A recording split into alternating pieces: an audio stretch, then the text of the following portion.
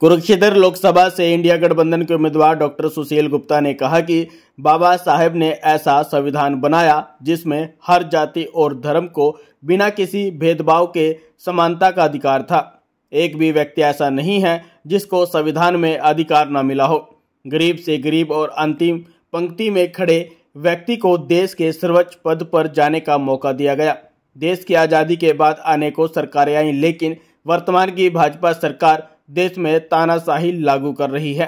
उन्होंने कहा कि मणिपुर में जब देश की नारी शक्ति का अपमान हो रहा था तो देश के प्रधानमंत्री ने चुप्पी साध रखी थी।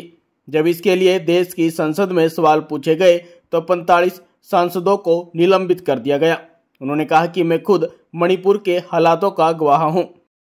इस देश के संविधान की सबसे बड़ी खूबसूरती है कि हर 5 साल के बाद नेताओं की और सरकार की और पार्टी के रिपोर्ट कार्ड को एसेस करना, वो ठीक से काम नहीं करे तो उसको बदल देना। बहुत समय ऐसे आए हैं, कहते थे कि हिंदुस्तान यही है, इनके बिना हिंदुस्तान आगे नहीं बढ़ सकता।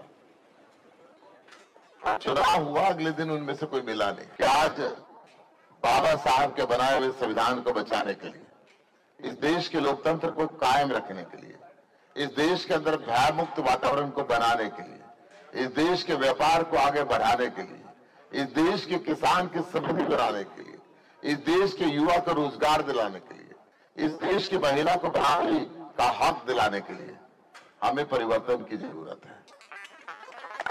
तो आपसे निवेदन करता हूं, आने वाली 25 मई को झाड़ू के सामने वाला बटन दबा के मुझे आशीर्वाद दें। आज संविधान के निर्माता बाबा साहब भीमराव अंबेडकर की जयंती है। इस अवसर पर उन्हें नमन करते हैं कि जिन्होंने इस देश के हर नागरिक को, चाहे वो बड़ा था, छोटा था, गांव में रहता था, शहर में रहता था, औरत थी, आदमी थे, सबको वोट का अधिकार देकर बराबरी का अधिकार दिया। जो वर्षों से वंचित था वो बाबा साहब ने देश के संविधान में दिया। और आज हम इस चीज की शपथ उठाते हैं कि जो लोग देश के संविधान को खत्म करना चाहते हैं, हम देश के संविधान की रक्षा के लिए सब मिलकर लड़ाई लड़कर ऐसे लोगों को मुंह तोड़ जवाब देंगे।